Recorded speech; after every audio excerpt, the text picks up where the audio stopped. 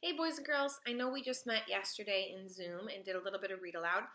Those of you that weren't able to join us, Michael and Kensuke hit a whole new level of their relationship, really.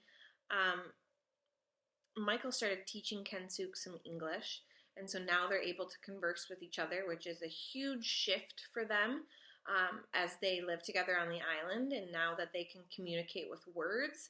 I think it's going to change a lot for them, for both of them, and how they feel about being on the island and how they feel about getting off the island, maybe.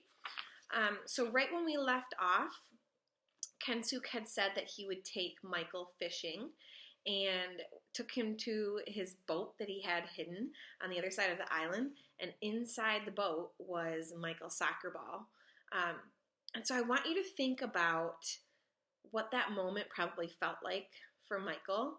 Think about all that he's been through, and to have something that means so much to him, something that he held on to and absolutely loved while he was sailing the ocean with his parents, um, to have it like return to him when he thought it was totally lost.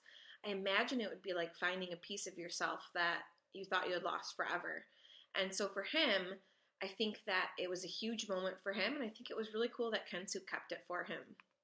And at the end, they had talked about how Kensuke would maybe share his story with Michael when they went fishing. So I want you to think, I'm wondering what your thought is on what Kensuke will share with Michael. How do we think Kensuke came to be on the island? Why do we think that he hasn't left the island?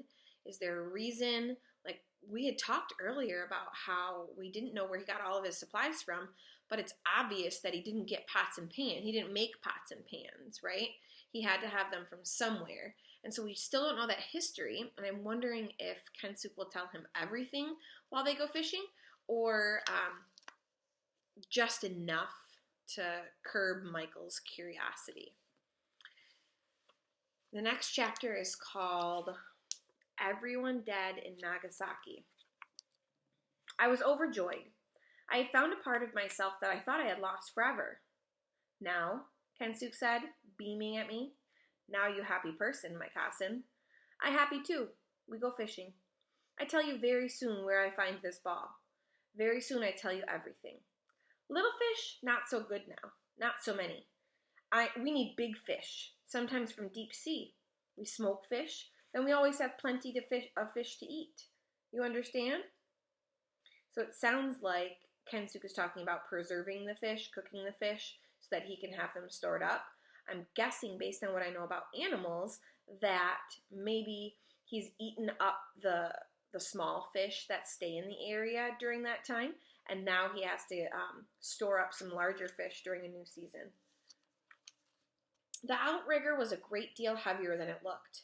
I helped Kensuke drag it down the beach and into the sea. This very good boat, he said as we lifted Stella in. This boat never go down. I make myself.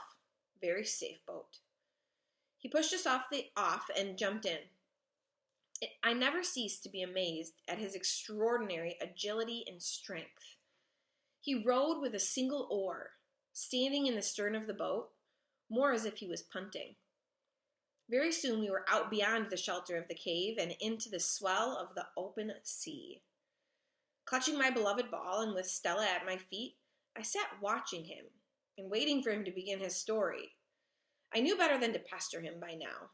The fishing came first. I don't know about you guys, but I'm pretty impatient, and knowing that Michael was finally going to learn about what Kensuke's history was, I bet that was just eating him alive, knowing that he had to wait. We baited our lines and settled silently to our fishing, one over each side of the boat. I was bursting to ask him about the ball, about how he'd found it, but I dared not, for fear he would clam up and say nothing. It was some time before he began, but when he did, it was well worth waiting for. Now I tell you everything, my cousin, he said, like I promise. I am old, but it is not long story. I am born in Japan, in Nagasaki. For some of you, that might sound familiar, and you might start having thoughts right now about what's happened in Nagasaki. Very big town, by the sea. I grew up in this town. When a young man, I studied medicine in Tokyo. Soon I am Dr. Kensuke Ogawa. I'm a very proud person.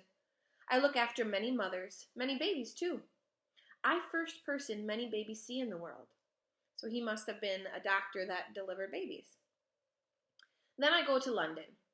I do studies in London, Guy's Hospital. You know this place? I shook my head. Of course, I learned and speak little English there. Afterward, I came back to Nagasaki. I have beautiful wife, Kimmy.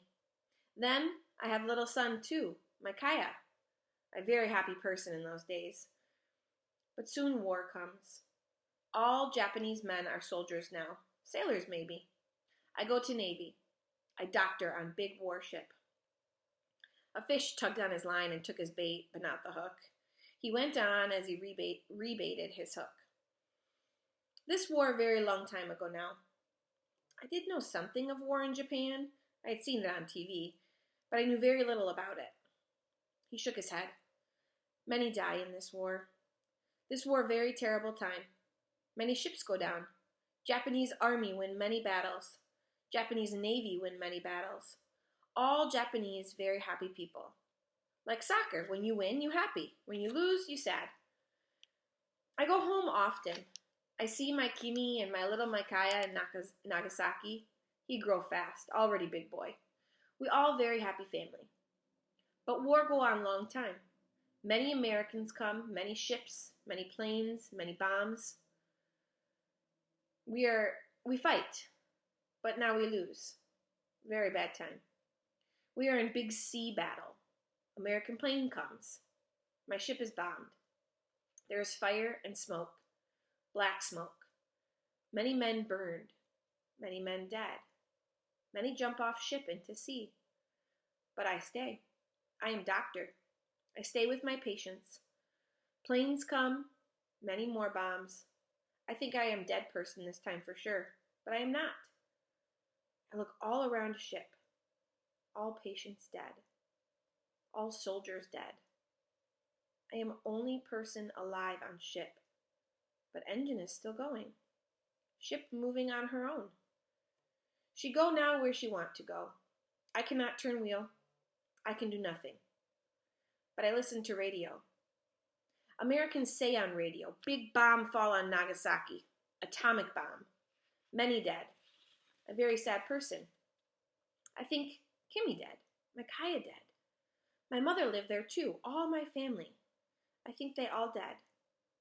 Soon radio say Japan surrender. I so sad. I want to die. He fished in silence for a while before he began again. Soon engines stop, but ship not go down.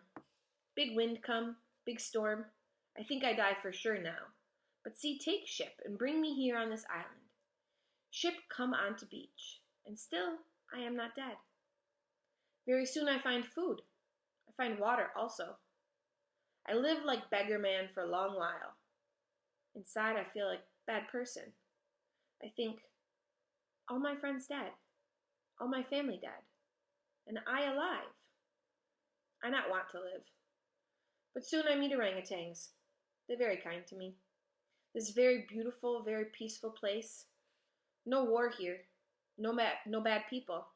I say to myself, Kensuke, you very lucky person to be alive. Maybe you stay here. I take many things from ship. I take food. I take clothes, sheets. I take pots. I take bottles. I take knife. I take binoculars. I take medicine. I find many things, many tools also. I take everything I find. When Kensuke finish, not much left on ship, I tell you. I find cave. I hide all things in cave. Soon, terrible storm come, and ship go on rocks. Very soon she go down. One day American soldiers come. I hide. I not want to surrender. Not honorable thing to do. I'm very afraid too. I hide in forest with orangutans. Americans make fire on beach. They laugh in the night. I listen. I hear them. They say, everyone dead in Nagasaki. They very happy about this. They laugh. I'm very sure now I stay on island. Why go home? Soon Americans, they go away. My ship underwater by now. They not find it. My ship's still here. Understand now. Part of island now. Remember when Michael saw that little piece of metal coming out of the beach? I'm wondering if that was part of Kensuke's ship. The rusting hole. There it is. The rusting hole I had found the first day on the island. So much was beginning to make sense to me now. A fish took my line suddenly, almost jerking the rod from my grasp. Kensuke leaned across to help me. It took many minutes of heaving to bring the fish to the surface, but between us, we managed to haul it in. We sat back exhausted as it floundered at the bottom of the boat at our feet. It was massive, bigger even than the biggest fish I'd ever seen. The pike my father had caught in a reservoir back home. Kensuke dispatched it quickly, a sharp blow to the back of the neck with the handle of his knife. Good fish, very good fish. You a very clever fisherman person, Micah. We good together. Maybe we catch more now. But it was many hours before we caught another, though it did not seem like it. Kensuke told me of his life alone on the island, how he had learned to survive, to live off the land. He learned, he said, mostly by watching what the orangutans ate and what they did not eat. He learned to climb as they did. He learned to understand their language, to heed their warning signals, the darting eyes, the nervous scratching. Slowly, he built a bond of trust and became one of them. By the time we made for home that evening with 3 huge fish in the bottom of the boat, tuna I think they were, his story was almost finished. He talked on as he rode. After Americans, no more men come to my island. I alone here many years. I not forget Kimmy. I not forget my Kaya. But I live. Then, year ago maybe, they come. Very bad people. Killer men.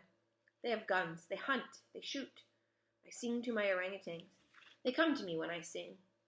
They very frightened. They all come in my cave. We hide.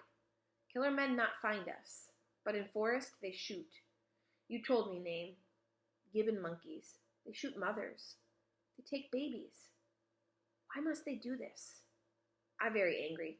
I think all people kill their people. I hate all people, I think. I not want to see people again. Then one day I need a big fish to smoke. I go fishing in this boat.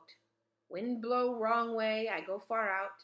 Sea pull me away very strong. I try come back to my island. It is no good. I am old. Arms are not strong. When night come, I am still far away. I very frightened. I sing. It make me brave. I hear shout. I see light. I think I dream. Then I hear another song in sea, in dark. I come quick as I can. I find you and Stella in ball. You very nearly dead person, my cousin. Stella very nearly dead dog. So it had been Kensuke who pulled me from the sea. Kensuke who had saved me. It simply never occurred to me. In morning, he went on, sea bring us again near my island. I very glad you not dead, but I very angry person too. I want to be alone. I not want to see people. For me, all people killer people. I not want you on my island. I carry you. I leave you on beach. I leave you food. I leave you water so you not die. But you make fire. I want people stay away. I don't want people find me here on my island. Maybe they come. Maybe they shoot orangutan, shoot gibbon monkey. Maybe they find me, take me away too. I very angry person. I put out fire. I not want speak to you. I not want see you. I draw a line in sand. Big storm come. Biggest I ever see. After storm, sea of white jellyfish. I know these jellyfish. Very bad. They touch you, you very dead. I know this. I say, do not swim. Very dangerous.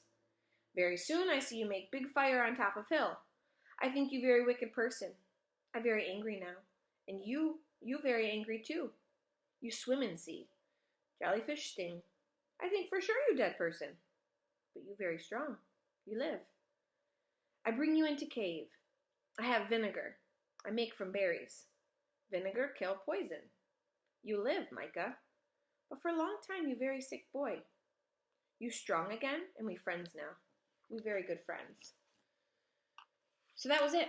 The whole story. He stopped rowing for a while and smiled down at me. You are like son to me now. We happy people. We paint, we fish, we happy, we stay together. You my family now, my cousin, yes?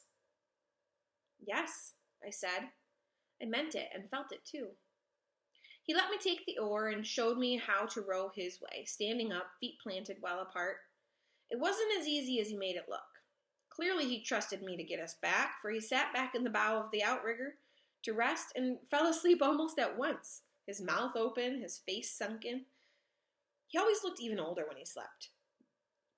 As I watched him, I tried to picture his face as it must have been when he first came to the island all those years ago.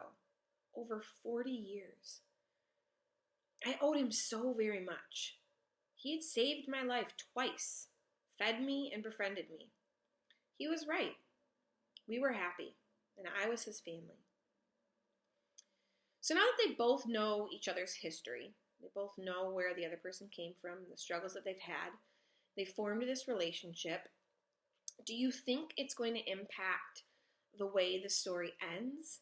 Do you think it's going to change how Kensuke or Michael feel about staying on the island or leaving the island? How do you think knowing what Kensuke's history is impacting or changing Michael's thinking? I'm sure that that's very hard for him to hear and to think about. And I'm wondering if it's going to, now that he feels like he's got family there, if it's going to change whether or not he really feels like he has to leave. I want you to think about those questions that I asked today. And then I also would challenge you to work on a story mountain at home. Here's an example of what a story mountain might look like. You'd start with the beginning. You'd think about the setting. Think about where this all began. We found out that it was somewhere in England. I want to say it was Fareham. And we found all of these different places on the map. So try to think back to different places that they visited. Think about all of those actions that led to the climax or the peak of the story where everything changed. And as we've read, I think we've realized that there's kind of a couple climaxes. There's a couple different points in the story where everything changes for them. Then I want you to think about some conflicts that they've had. And finally, we can't quite end on our resolution or where the story ends yet because we don't know yet. But we do only have just a few pages left before we get to that ending. Try to work on that at home.